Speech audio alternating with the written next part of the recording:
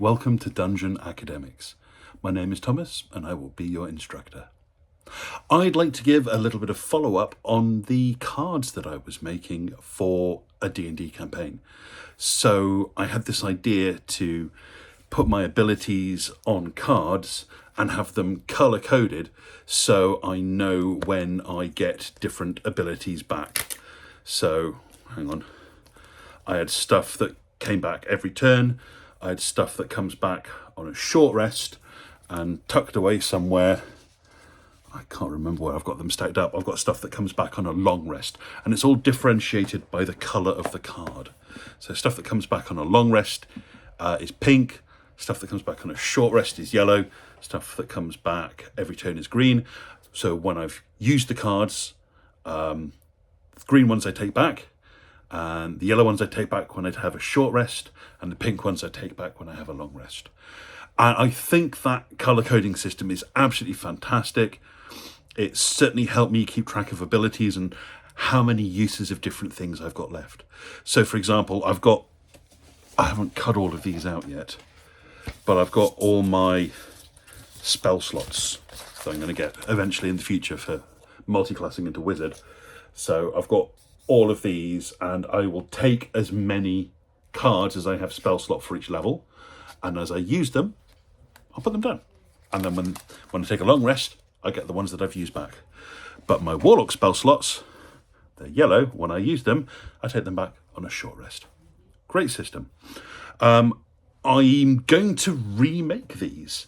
I've went to all the trouble of sticking these, and I'm going to remake them all because I've learnt a few things.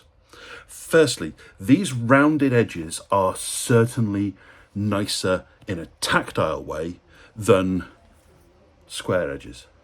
And if these were going to be made out of like thick cardboard that was die cut, I would definitely have rounded edges. But they're not. They're going to be stuck to cardboard by me. They're going to be cut out by me. They're going to be laminated with plastic sheeting by me. And squared off 90-degree corners are a lot easier to cut out and a lot easier to laminate. What I can do as well is I can print them so that they are nice and perfectly aligned. I've picked mismatching colours there, don't worry. I can print them so they're perfect and perfectly aligned, and then just steel ruler, craft knife, zip, slice them up really easily. These I had to carefully cut round the corners with a pair of scissors. When I laminated them, I had to snip the extra bits of plastic off. These ones were much easier to cut out and laminate because they had square corners.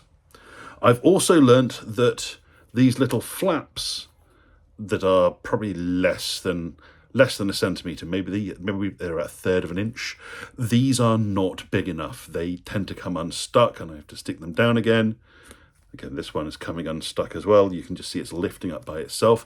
So this system where I had little flaps, the plastic sheeting is cheap, cut off extra and have big flaps. It's a lot easier to laminate these when they have 90-degree corners and you have nice big flaps that are going to stick down. I also had a thought to redo these so that they're slightly different shapes depending on how I use them. So the colours tell me when I get them back, but the shapes can tell me when I get to use them. So I'd like square ones like this to be an action. So I want my action cards to be the same size as my spell cards because it's an action to use them. But things that cost a bonus action could be a slightly different shape. Maybe they're longer and thinner, or shorter or narrow. And things that use a reaction could be a different shape as well. And that way, when they're in your hand, it's easy to differentiate, okay, these are my action cards, these are my bonus action cards, these are my conditional rider cards. So for example, I've got the Crusher feat. So I get to do two things with Crusher. I get to push something back if I hit it with a bludgeoning melee attack. And if I crit with a bludgeoning melee attack, everyone else gets advantage on them until the thing's until my next turn. So these rider cards could be a different shape as well. So I could have action cards, bonus action cards, reaction cards, and additional rider cards. They're all going to be a slightly different size or shape, so it's easy for me to sort my deck out to go actions, bonus actions, which one am I going to use? Take one from this pile, one from this pile.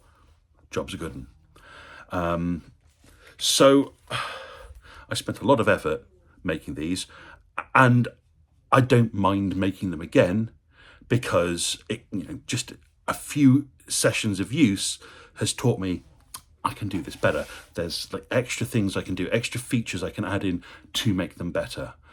And I think that's okay. It's okay to make something, use it, and then go, you know what, I can make it better. You're never going to get it perfect first time. And if you strive to make it perfect first time, it's never going to get made. There's an idiom, an expression like perfect is the enemy of finished. And something that's good and finished is much more useful than something that's perfect and not finished. So good and finished, but I can make it better, and so I will. I'd like to say on the subject of the spell cards as well. So these are my 3 Warlock spells. I've got Hex, Booming Blade, and Eldritch Blast. I'm going to be a bit of a Gish character. Lovely.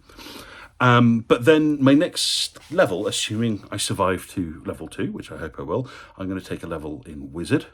And as a Wizard, you get 3 cantrips and 6 spells in your Wizard spellbook. So what to take? I printed out a selection of Wizard cantrips and first level spells that I thought would be useful. There are quite a few first level Wizard spells that I think, okay, I'm not going to use that. It doesn't fit in with how I want my character to play, or maybe I just don't think it's a very useful spell, or there's other spells that do the same thing but better. And the nice thing about having them on card is that I can go through and pick out the ones I like the look of.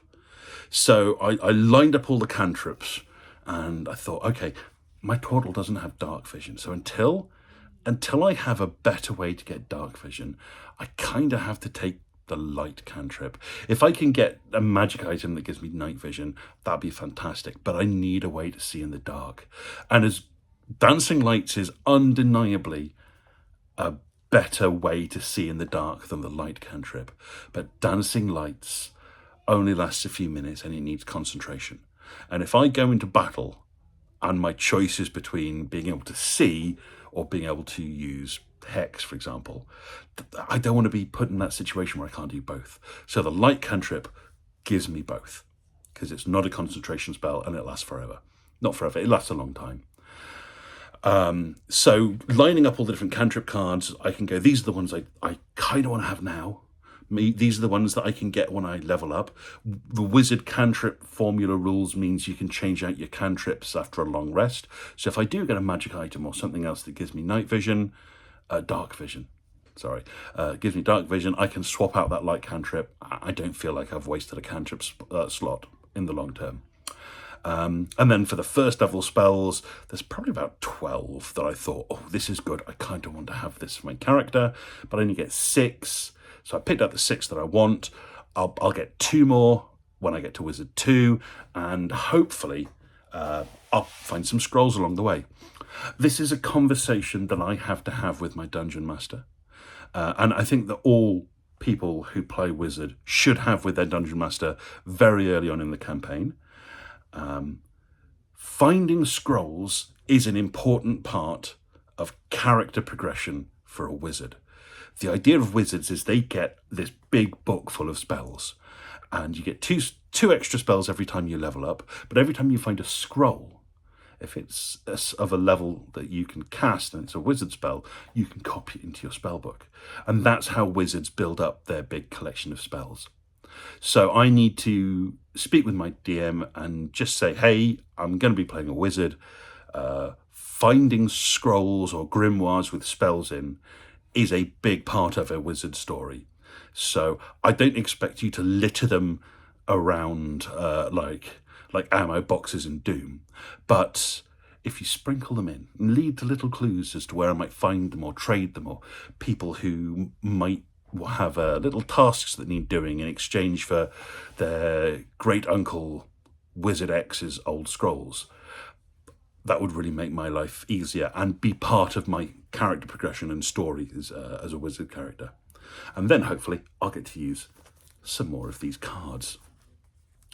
No D&D for Saturday this week. I normally play online with a lovely group of people, but the DM has a date, and I think that's the best reason to not play D&D, because it keeps my DM happy, and I really want my DM to be happy because she's a fantastic DM and I really love playing with her. And so if she gets the opportunity to do something awesome, absolutely I want her to take it. D&D is not as important as healthy relationships. So I get the evening off, which is good because my wife is also in a dress rehearsal for a orchestra piece. So I'm at home with all three kids. So playing D&D would have been quite hard, but I've managed to sneak off to make a little video nonetheless. So that's where I am at the moment. I've got my next D&D game in about 1 week, and then the in-person campaign in about 10 days. Really looking forward to this. It'll be our third session of Wild Beyond the Witchlight for the in-person campaign. Session 2 was an absolute blinder. Despite me having some of the most atrocious dice rolling I've ever had, I came away from that session going, oh, that was fun. So really characterful, lots of storytelling, still whimsical and joyful in nature. We're planning a heist. We're robbing people that we want to be helping. We're robbing them because we want to persuade them to accept our help. Maybe that's not the best plan, but hey, it's the plan we've decided on. So we'll find out how that goes in about 10 days' time. So that's what I've been up to. These, great idea. The next iteration will be even better. So stay tuned to see what happens with that.